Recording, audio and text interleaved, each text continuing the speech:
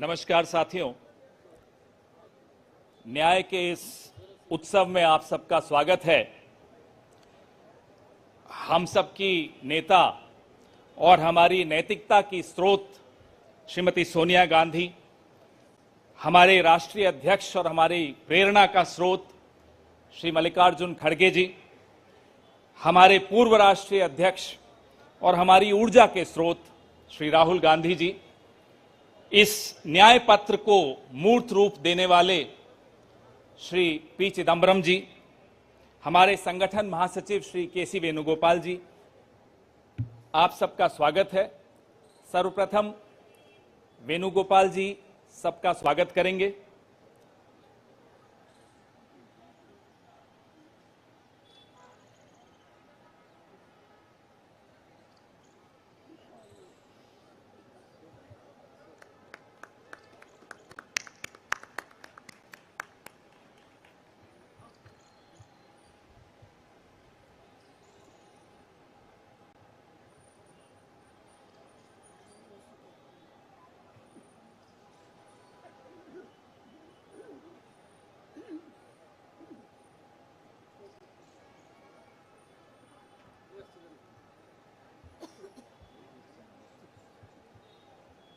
धन्यवाद वेणुगोपाल जी।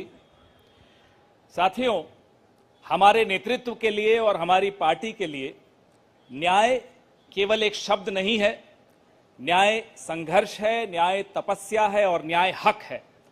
सबसे पहले इस कार्यक्रम को आगे बढ़ाते हुए हम न्याय पत्र का विमोचन करेंगे, उसको जारी करेंगे। मैं माननीय कांग्रेस अध्यक्ष श्री मल्लिकार्जुन खड़गे साहब से आग्रह करूंगा कि वो न्याय पत्र को जारी करें।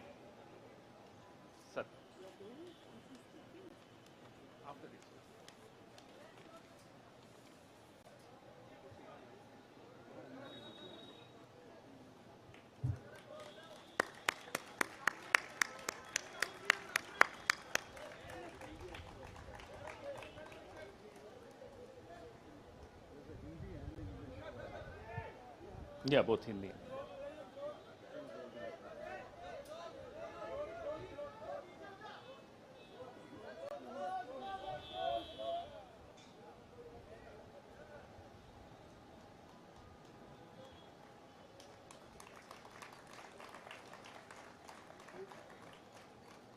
धन्यवाद। अब मैं मैनिफेस्टो कमेटी के अध्यक्ष श्री पी चिदम्बरम साहब से आग्रह करूंगा कि वो इस न्याय पत्र के विषय में कुछ इस पर प्रकाश डालें, आपसे चर्चा करें।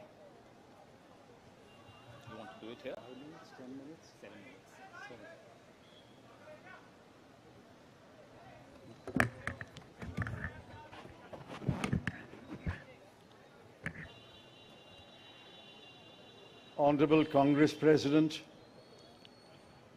Honorable former Congress President Srimati Sonia ji, Honorable former Congress President Shri Rahul ji, General Secretary Shri K.C. Venugopal, members of the Congress Working Committee, senior leaders of the Congress, Karyakartas of the Congress, members of the media.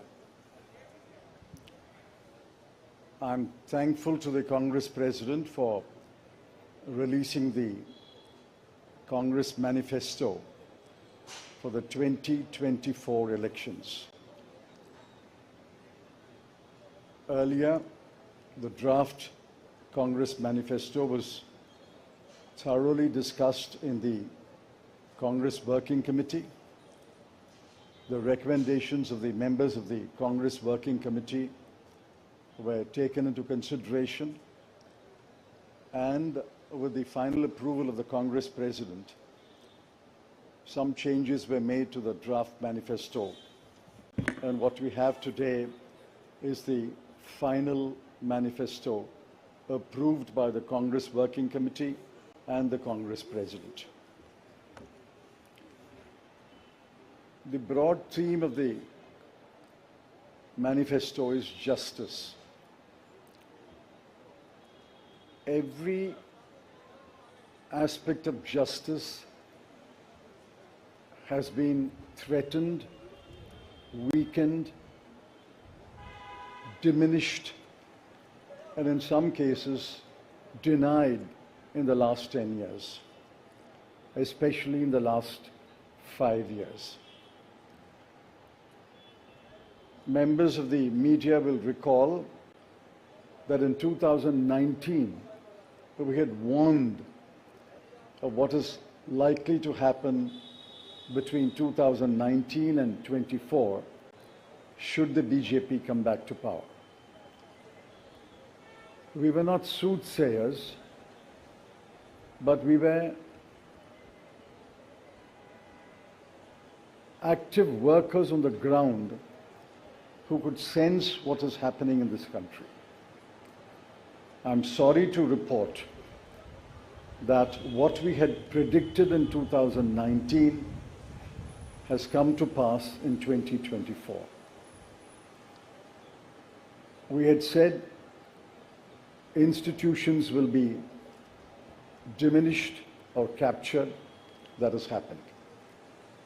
We had said freedom will be restricted, and that has happened.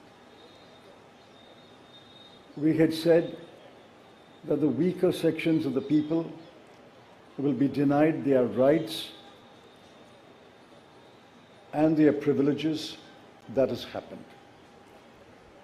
We had said that Parliament will be diminished. That has happened. We had said that we will inexorably move towards an autocracy. We are already described as an electoral autocracy by many, many thinkers of the world. That has happened. While we are unhappy that what we had predicted has happened, we have in this manifesto suggested bold measures to reverse the damage that has happened in the last 5 to 10 years.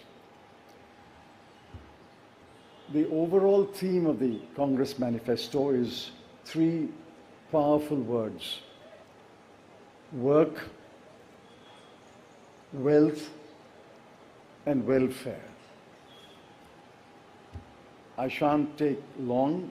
I'll explain each word in one sentence. Work means we must create jobs.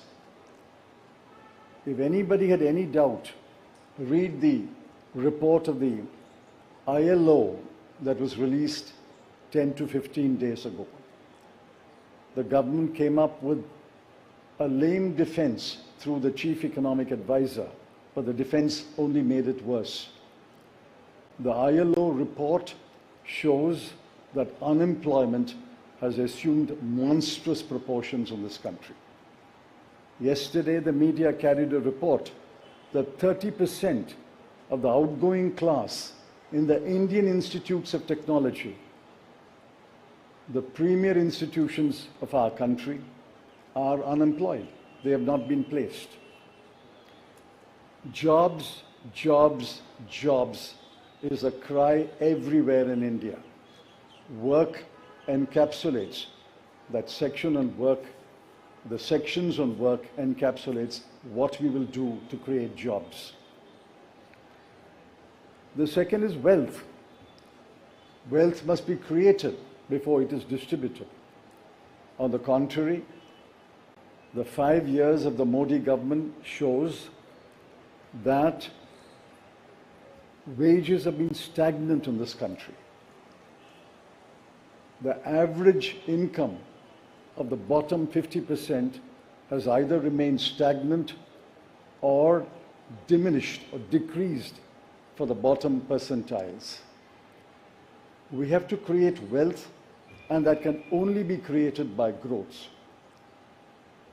The UPA government delivered 8.5% growth in its first term, 2004 to 2009. And over a 10-year period, Dr. Manmohan Singh's government delivered 7.5% growth. Even the futile attempt by the BJP government to revise the figures made it 6.7%. But over the last 10 years, the average growth is only 5.8, and if you count the year that ended on 31st March, given the inflated figures, it will still be 5.9. The difference between 7.5 and 5.9 may appear to be trivial, 1.6%, but it's not a trivial difference. It is the difference that makes between a moderately slowing economy and a robust economy. So the second broad theme is wealth. We have to create wealth, which means we must have investment, capital investment, private investment, government investment, and foreign investment. Once we create jobs and once we set in motion policies that will create wealth, this country will go back to the high growth path of the UPA governments. The third section, which addresses many aspects of justice, is welfare. So work, creating wealth, which results in welfare. The welfare of whom? I have always accused the BJP government, the Modi government, is a government of the rich, by the rich, and for the rich. This government is driven only by the interests of the top 1% of this country. But we have to look at the bottom 50%. The bottom of the pyramid, the bottom 50% is as important as those who are well off. And in the bottom 50%, as we go down the ladder, the bottom 20% are extremely poor. It has been estimated that 23 crore people are still poor in this country. UPA government lifted 24 crore people out of poverty. And we promise that if the Congress or a Congress-led government comes to power in 2024, we will lift 23 crore people out of poverty in the next 10 years. That's possible, it's doable, and I conclude by saying the Congress has done it before and we can do it again. I appeal to all of you to spread the message of this manifesto to the nook and corner of this country and ask the people to vote for the hand symbol and to vote for all our allied parties throughout this country. Thank you.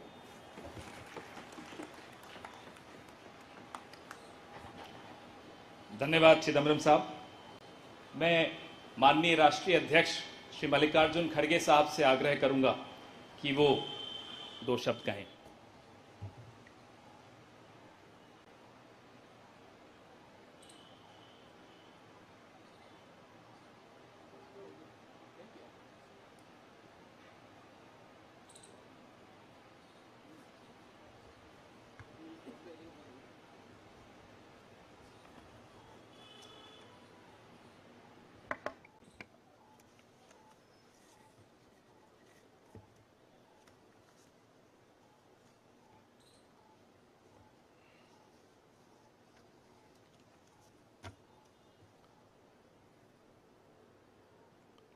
आज हमारे कांग्रेस चुनाव घोषणा पत्र जारी करने के मौके पर कांग्रेस पार्टी के भूतपूर्व अध्यक्ष और हमारे चाहते नेता श्रीमती सोनिया गांधी जी और भूतपूर्व अध्यक्ष श्री राहुल गांधी जी और यहाँ पर पधारे हुए हमारे कांग्रेस पार्टी के सभी नेतागण और खासकर इस जो घोषणा पत्र को तैयार किए श्री पीसी चिदम्बरम जी, केसी वेणुगोपाल जी और सारे वर्किंग कमेटी के मेंबर्स, मीडिया के मेरे दोस्तों, आज मुझे ये भी याद करना है कि बाबू जगजीवन राम का जन्मदिन भी है। और जो बाबू जगजीवन राम हमारे पार्टी में बहुत साल तक 1947 से लेकर 1984 तक 1984 तक वो इस पार्टी में रह के काम किए। फिर जो कुछ उनका कंट्रीब्यूशन था, ये बड़ा कंट्रीब्यूशन मिनिस्ट्री में उन्होंने किया। ऐसे दिन आज हम ये घोषणा पत्र गरीबों के लिए हम अर्पित कर रहे हैं। आज भारतीय राष्ट्रीय कांग्रेस के 2024 के लोकसभा चुनाव का घोषणा पत्र जारी किया जा रहा है। इस मौके पर मैं आप सभी का स्वागत करते हुए 22 दिसंबर 2023 को जो चिदम्बरम जी की अध्यक्षता में 16 सदस्यीय कांग्रेस मैनिफेस्टो कमेटी बनी थी और 19 मार्च को सीडब्ल्यूसी ने इसे मंजूरी दी थी। व्यापक जनभागीदारी और संपर्क के बाद हमारा घोषणा पत्र बना है। इसके लिए वेबसाइट आवाज भारत की बनी, जिस पर भी काफी सुझाव मिले। हमारा ये घोषणा पत्र देश के राजनीतिक इतिहास में न्याय के दस्तावेज के रूप में याद किया जाएगा। राहुल जी के नेतृत्व में चली भारत जोड़ो न्याय यात्रा में 5 पिलर्स पर ध्यान केंद्रित किया गया था।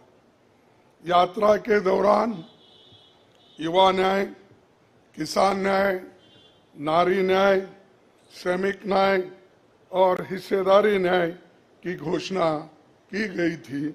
जहां कहीं भी हम गए, इन न्याय की बात हमने करी थी और इसकी गारंटी भी हमने दी है। इन 5 पिलर्स में से 25 गारंटी निकलते हैं। हर 25 गारंटी ने किसी ना किसी को लाभ मिलने का इसके अंतर्गत यहाँ पर हमारे मैनिफेस्टो में भी है और इसके लिए जो हम पहले से ही करते हुए आए हैं वो भी हमने इसका उल्लेख किया है। मैं कुछ बातें आपके सामने रखना चाहता हूं। खासकर युवा न्याय के तहत हर शिक्षित युवा की पहली नौकरी अप्रेंटिसशिप के साथ पक्की हो जाए, ऐसी एक गारंटी हम दे रहे हैं। और उसके लिए हम 1 लाख रुपए, उसके लिए हम एक अप्रेंटिसशिप कोर्स करने वालों को खर्च करेंगे और इससे ये फायदा होगा, किसी ना किसी जगह उसको पक्की नौकरी मिलेगी, क्योंकि ये स्किल डेवलपमेंट के तहत और बहुत से इंडस्ट्रीज में इनको काम मिलेगा।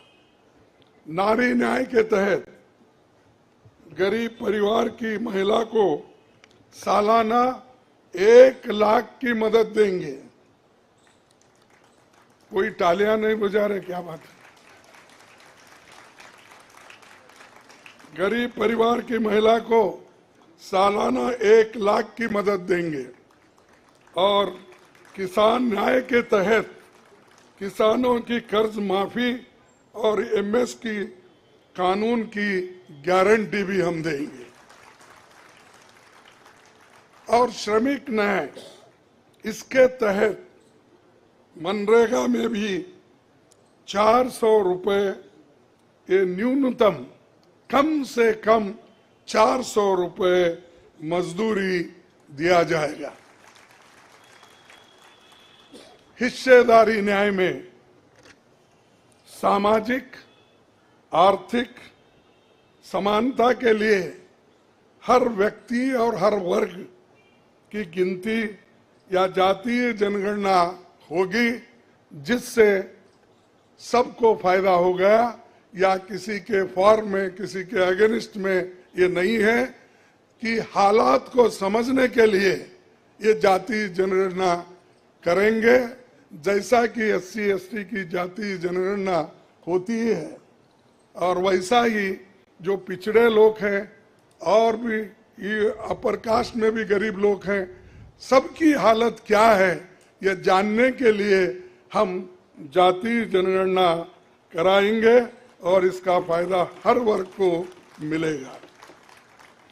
हमारे घोषणा पत्र में संवैधानिक न्याय कॉन्स्टिट्यूशनल जस्टिस खंड में लोकतंत्र बचाओ, भय से मुक्ति से लेकर मीडिया, न्यायपालिका आजादी, भ्रष्टाचार के खिलाफ मुहिम जैसे मुद्दे, कला संस्कृति जैसे विषय भी है।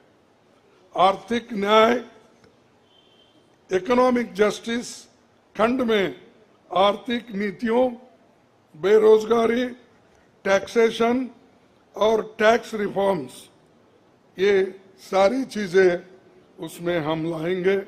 इंडस्ट्री और इंफ्रास्ट्रक्चर पर ठोस काम हम करेंगे। राज्य न्याय जस्टिस फॉर द स्टेट्स में संघीय विकास पूर्वोत्तर भारत पर रोशनी हम डाले हैं, और जहां कहीं भी फेडरल स्ट्रक्चर को धोखा होगा हम उस वक्त अपनी आवाज उनके साथ भी उठाएंगे, और जब हमारी गवर्नमेंट आएगी तो उनको बराबरी का हिस्सा देंगे, और ताकि वो पैसे के लिए तरस न हो, चाहे वो ड्रॉट हो, फ्लड हो, डिसास्टर्स हो, इसके लिए नेचुरल डिसास्टर, इन सब के लिए फेडरल गवर्नमेंट को कानून के तहत जो मदद मिलना चाहिए वो हम जरूर उनको दिलाएंगे। उसी के साथ देश की प्रतीक्षा और आंतरिक सुरक्षा के महत्व को ध्यान में रखकर रक्षा न्याय की भी खंड है, जिसमें विदेश नीति भी है, और विदेश नीति हमारी अब तक सफल हुई है, और उसी नीति पे अगर ये लोग काम करते थे और ठीक ढंग से चलते थे, और बहुत से मुश्किल हमको आज जो आ रहे हैं वो कभी नहीं आते थे। तो इसीलिए हम अपना रक्षा न्याय का देश की रक्षा के लिए पूरा हम काम करेंगे। आखिरी एक महत्व का बिंदु पर्यावरण न्याय भी देंगे। आप सभी से मैं अनुरोध करूंगा कि घोषणा पत्र को बारीकी से देखें, परखे, इसमें आपको भविष्य के भारत की शानदार नया तस्वीर दिखेगा, और इसके लिए आप ठीक ढंग से आप काम कर सकते हो। आजादी के बाद 1951-52 में चुनावों से राजनीतिक दल घोषणा पत्र जारी करते समय बहुत से दावे करते हैं लोग, पर कांग्रेस हमेशा जमीनी हकीकत पर चलती है। 1951 में पंडित जवाहरलाल नेहरू के नेतृत्व में हमारा जो घोषणा पत्र जारी हुआ उसका नाम था व्हाट कांग्रेस स्टैंड्स फॉर। उसका नाम था व्हाट कांग्रेस स्टैंड्स फॉर। पहले घोषणा पत्र को लेकर ये टिप्पणी की गई थी, no exaggerated claims were made, no ambitious plans to entice public or deceive the electorate had been placed before them. a realistic view of what was capable of achievement and implementation alone was presented. ये पंडित जवाहरलाल नेहरू जी के जमाने में घोषणा पत्र दी थी जो realistic है, जो ग्राउंड लेवल पे हम कर सकते हैं, उसी के बारे में उन्होंने बोला था। किसी को फंसाने के लिए नहीं, झूठ बोलने के लिए नहीं, हम जो भी कहते हैं वो करके दिखाते हैं, ये उनका कहना था। और वही आज भी हम कर रहे हैं, जो कर सकते हैं वही हम इसमें घोषणा पत्र में लिखे हैं। और बहुत से हमारे विद्वानों से भी हम बात किए हैं कि इसमें क्या कर सकते क्या नहीं कर सकते, उनके सलाह के मुताबिक ही आज हमने ये सारी चीजें आपके सामने रखे हैं। ये हमारा 139 ईयर्स साल का शानदार इतिहास है। ये देश के सामाजिक आर्थिक विकास की गति को बहुत तेज करेगा। किसानों, मजदूरों और महिलाओं, युवाओं, गरीबों, वंचित तबकों के विकास के जो बंद दरवाजे हम खोलेंगे, क्योंकि एक मोदी सरकार में ये सारे दरवाजे गरीबों के लिए, महिलाओं के लिए, युवाओं के लिए बंद है। हम जब सत्ता में आएंगे ये दरवाजे सब हम गरीबों के लिए खोल देंगे, उनका विकास करेंगे, ये हमारी प्रतिज्ञा है। डॉक्टर मोदी जी, डॉक्टर मनमोहन सिंह के नेतृत्व वाली हमारी यूपीए सरकार की बहुत आलोचना करते हैं, लेकिन उस 10 साल में हमने MNREGA, right to education, RTI, खाद्य सुरक्षा, वनाधिकार, भूमि अधिग्रहण कानून और रेहड़ी पटरी वालों की अधिकार समेत कई कदम हमने उठाया है। और उसकी जो कर्ता धर्ता है श्रीमती सोनिया गांधी जी यहाँ पर मौजूद है। उन्होंने बारीकी से इन मनरेगा को और खास करके फूड सिक्योरिटी को बहुत लड़ा, क्योंकि मुझे मालूम है सब चीजें मैं यहाँ पर नहीं कह सकता कि उन्होंने इतने ये 2-3 प्रोग्राम के लिए बहुत गुस्से में रहते थे।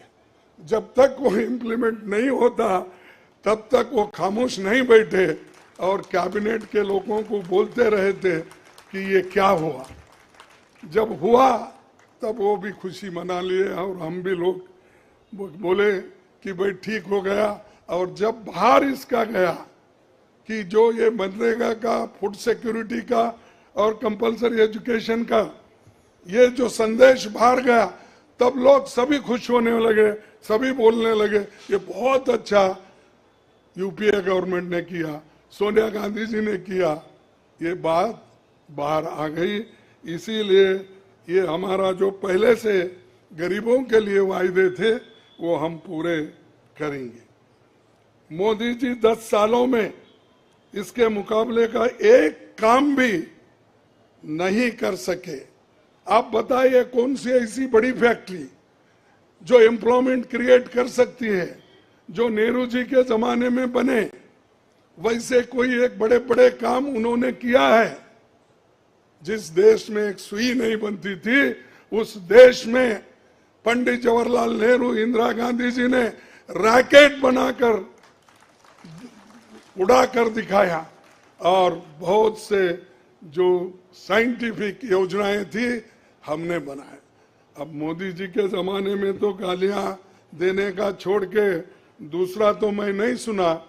और उसके अगर कोई छुपे हुए काम है तो मेरे को बताओ, ताकि मैं भी उसकी प्रशंसा करूंगा। लेकिन आज हम गारंटी जो भी दे रहे हैं, हम चंद स्टेट में करके दिखाए हैं। हिमाचल में करके दिखाए, कर्नाटक में करके दिखाए, तेलंगाना में करके दिखाए, जहां कहीं भी हमारी सरकार है और राजस्थान में भी हमने कई नई चीजें की, वहां भी करके दिखाए। तो ये हम जो कहते हैं, मैं पहले ही कहा, वो हम करते हैं और हम डरते नहीं करने के लिए। हमारा कितना भी नुकसान हो, लेकिन गरीबों के लिए हम करते रहते हैं।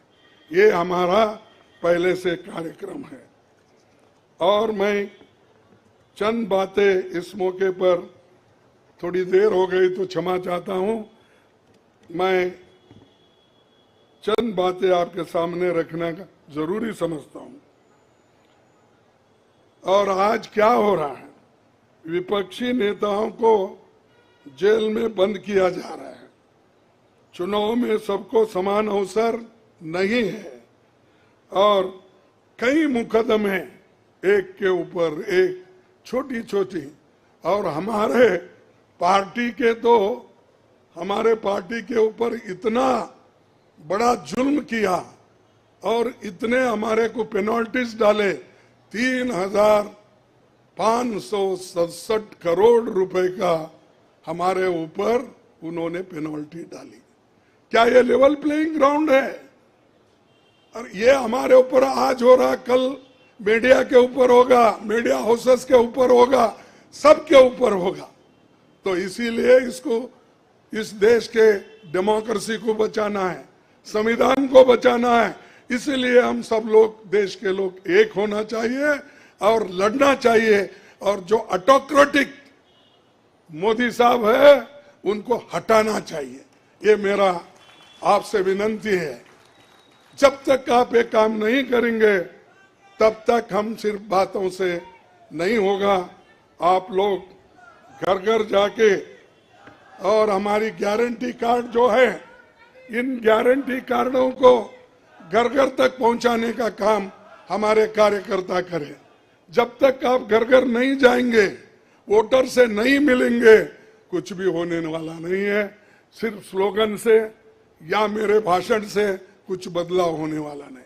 बदलाव होगा तुम जनता से जब मिलेंगे, घर घर जाएंगे, महिलाओं से मिलेंगे, युवाओं से मिलेंगे, और जितने भी हमारे पेरेंट्स हैं, बड़े हैं, उनसे मिलके, किसानों से मिलके आप लोग काम करेंगे, तभी हम कुछ हासिल कर पाएंगे।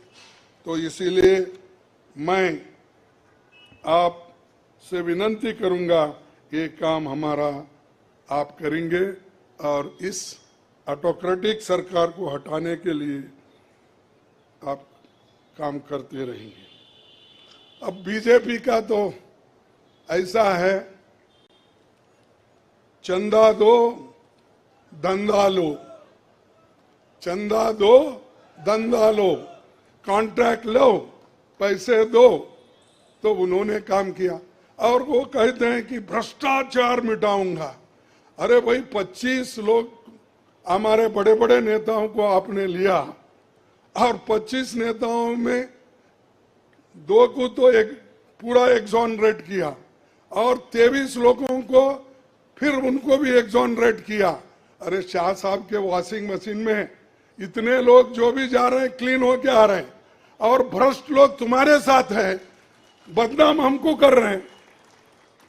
मेरे पास तो नहीं है ना, मेरे पास जब तक थे तो आपने बोला वो भ्रष्ट है, फिर आप वो क्लीन कैसा हो गए, प्रामाणिक कैसा हो गए, ठीक कैसा हो गए? तो ये खुद ही इधर डराते हैं, उधर सब चोरों को लेते हैं। तो ये मेरा कहना है। इसीलिए आप इस बात को सोचिए, और हम सालों से गरीबों की सेवा करते हुए आए हैं, आगे भी हम करते रहेंगे। और जितने भी उन्होंने काम किया, मैं यहाँ गिनता नहीं, क्योंकि रेलवे में क्या किया, इन्फ्लेशन का क्या किया, अनएम्प्लॉयमेंट का क्या किया, ये सारे अगर बोलते कहूँ तो आप भी थक जाएंगे। तो इसीलिए मैं ज़्यादा नहीं बोलता, आप सबको मालूम है, और हमारे पूरे इलेक्शन मैनिफेस्टो में वो चीज़ वहाँ पर है। इसीलिए आप तमाम को मैं धन्यवाद अर्पित करता हूँ कि आप ऐसे वक्त जो हमको साथ दे रहे हैं, जिस वक्त लोग डर डर के चंद लोग भाग जा रहे हैं। वो डरने वाले कौन है? जो आदमी कुछ चोरी करता है वही डरता है। जो आदमी ठीक है, अपने उसूलों पे खड़ा है, उसको कोई नहीं डराता। अगर डराएगा तो भी वो उसूलों पे ठहरे हुए लोग डरेंगे नहीं। तो इसीलिए हम लोग डरने वाले नहीं। हमारे नेता श्रीमती सोनिया गांधी जी, राहुल गांधी जी, डर उनमें नहीं है और डर का नाम भी नहीं है। और डर ये शब्द उनके पास नजदीक आता नहीं। वो डर सिर्फ मोदी को है, क्योंकि वो हमारे लोगों को ले लेके 400 पार बोलते फिर रहा है। अरे मणिपुर जैसे एरिया में नहीं जा सके, देश में विदेश में 14 फेरियां लगाए, देश में इलेक्शन का प्रचार सरकारी फंड से किया गया, सरकारी वैन से किया गया, लेकिन मणिपुर वो देखे नहीं। क्यों नहीं गए भाई? आपकी तो 56 इंच की छाती है, आपको डर कुछ भी नहीं है। हाँ, आप जा सकते हैं, लेकिन वहां हमारे नेता राहुल गांधी जी जा सकते हैं लोगों के साथ। आप क्यों नहीं जा सकते? क्योंकि आपको डर है, और डरने वाला आदमी देश की भलाई कभी नहीं करता। बाय चांस आया, अब आगे लोग उसको देखेंगे और आप भी मजबूती के साथ हमारे साथ खड़े होंगे। इतना ही कहते हुए मेरे 4 शब्द को समाप्त करता हूं। जय हिंद।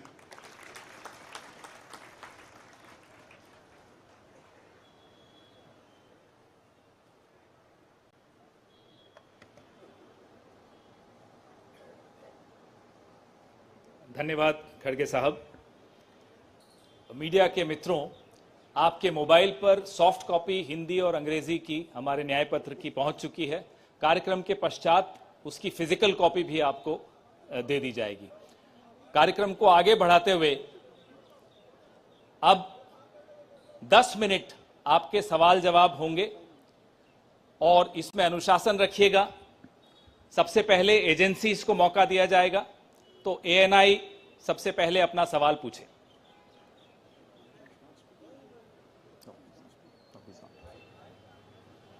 माइक दे दीजिएगा मीडिया के साथियों को।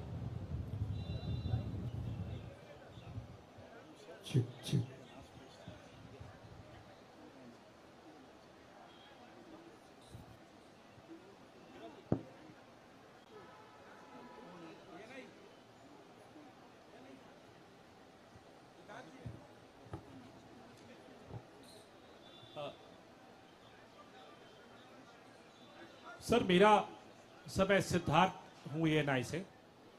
सर मेरा सवाल यह है कि आप लोगों ने एक प्रॉमिस किया है अपने मैनिफेस्टो में कि जो लोग पार्टियां छोड़कर जाते हैं, चुने हुए लोग, उनके लिए आप अमेंडमेंट करेंगे, 10th शेड्यूल में डालेंगे कि ताकि उनकी मेंबरशिप अपने आप बर्खास्त हो जाए।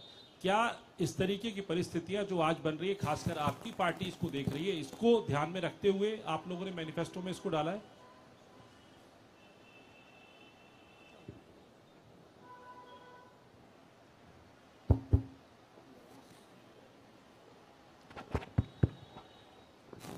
You are asking about the anti-defection law, which is now in the 10th schedule. Over the years, political parties, especially defectors, have exposed the limitations of the 10th schedule. So the 10th schedule has to be amended. Check. What is he saying? The 10th schedule is to be amended. Our position is that moment a defection takes place, he should be instantly disqualified.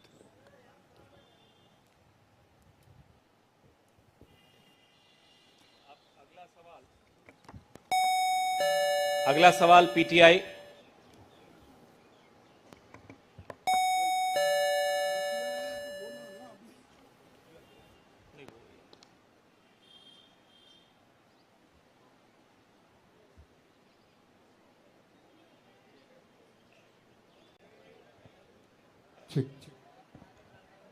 Sir, the focus of the manifesto is on the 25 guarantees that the Congress has already announced. So will this election be a fight between Congress's guarantees and Modi ki guarantee?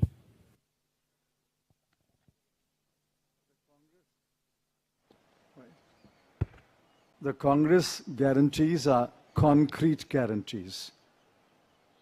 We have spelt out in English and Hindi and in due course in different languages what each guarantee means, what each guarantee will deliver to the people. Mr. Modi's guarantees are only in order to ensure that he is guaranteed a third-term job. Where is the guarantee? What happened to the guarantee of 2 crore jobs? What happened to the guarantee of 15 lakhs in the account of every Indian? What happened to the guarantee of doubling farmers' income? What happened to the guarantee of raising India's GDP to 5 trillion? I can offhand narrate at least 50 such promises of Mr. Modi.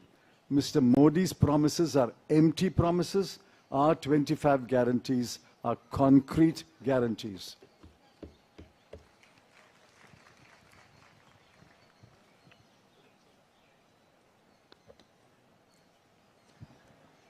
Good afternoon. I agree with what Mr. Chidambaram ji said. But this election is about those who are trying to destroy the Constitution and destroy democracy in this country versus those who are trying to protect the Constitution and protect democracy in this country.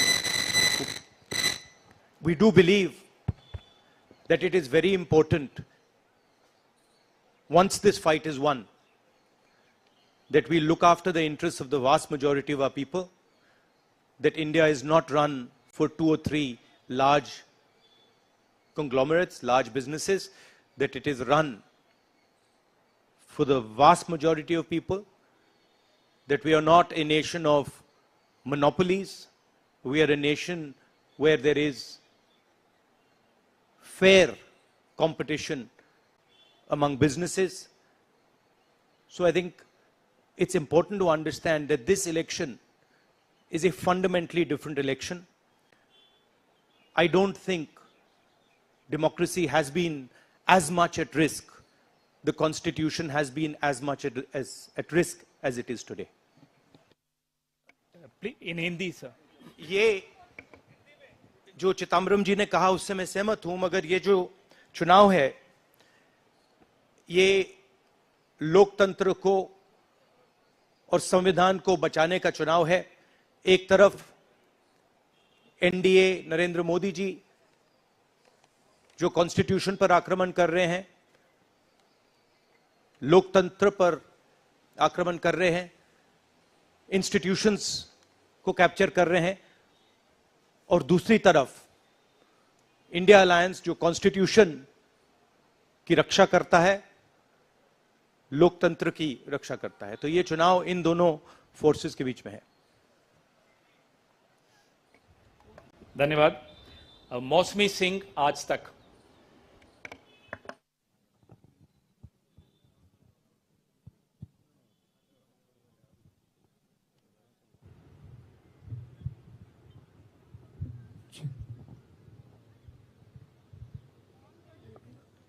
Rahul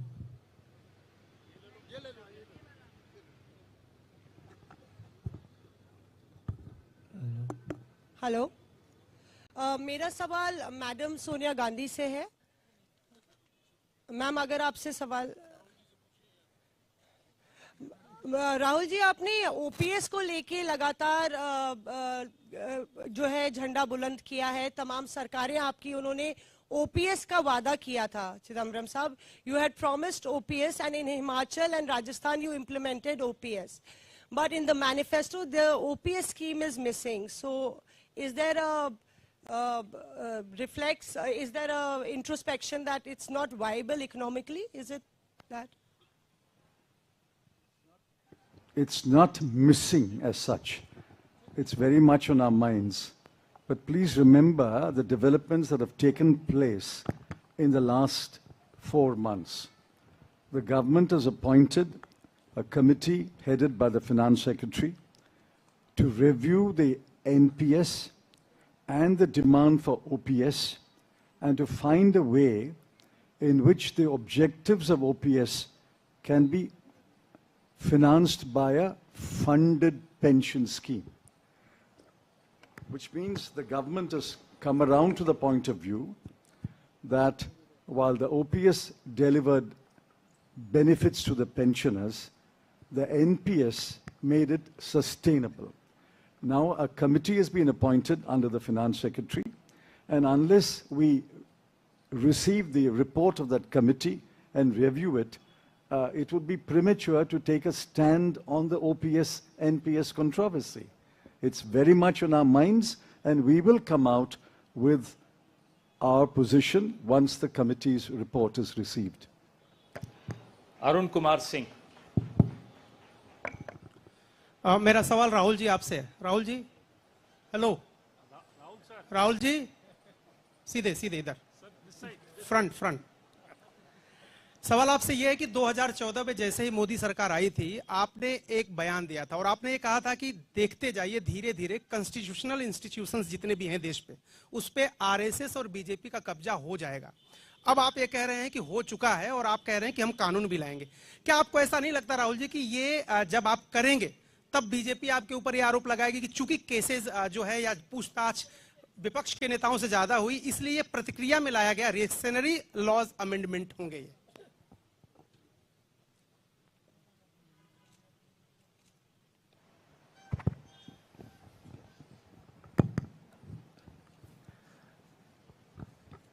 सबसे पहले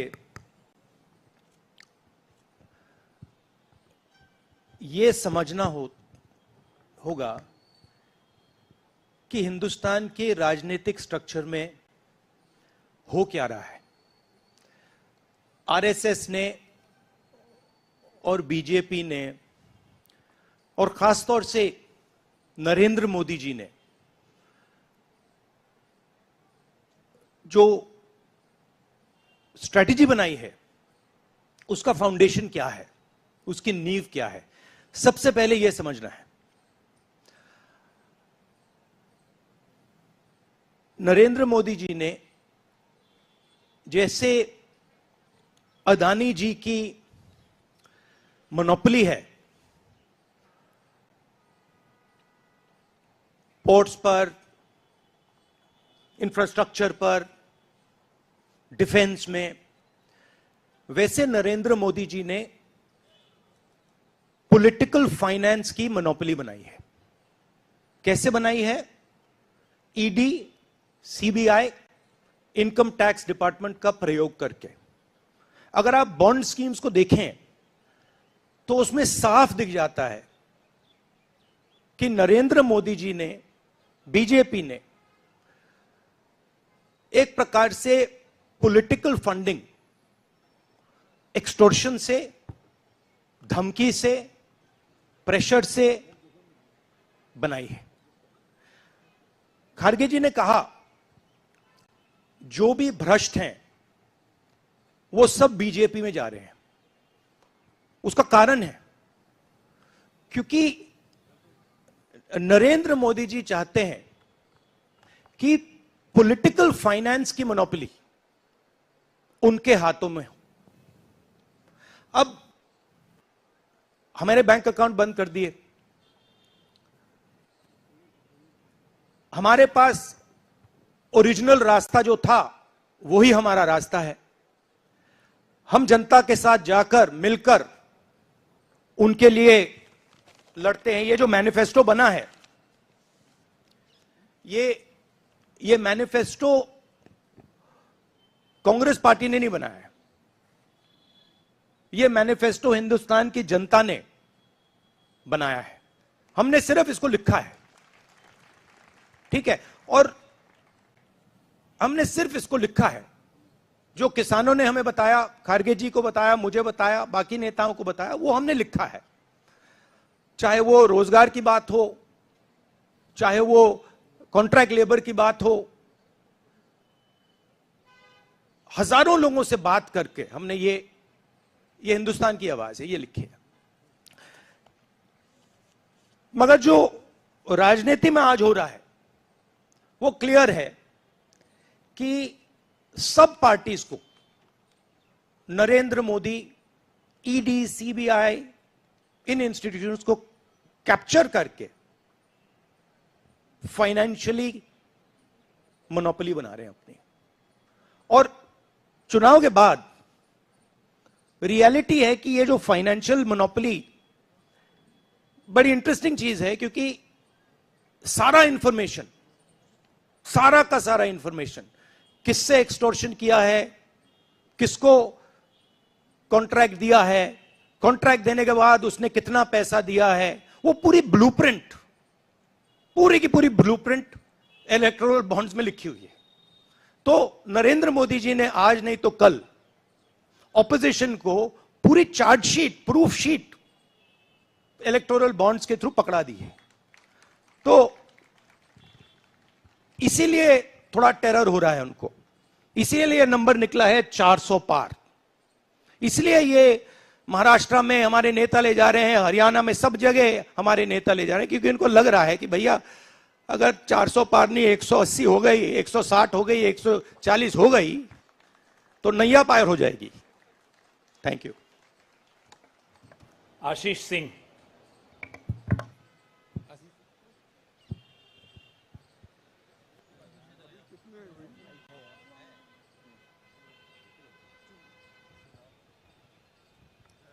Rahul ji, last time पिछले लोकसभा चुनाव में राहुल जी आपने मुझे याद है कहा था, you were convince that time कि मोदी जी जा रहे हैं, मोदी जी का वक्त खत्म हो गया है। ऐसा हुआ नहीं, होता है राजनीति में। इस दफा नरेंद्र मोदी को आप कितनी बड़ी राजनीतिक चुनौती मानते हैं सर 2024 के चुनाव में? देखिए, 2019 में ये शुरू हुआ, आज ये एक तरह पीक पे पहुंच गया है।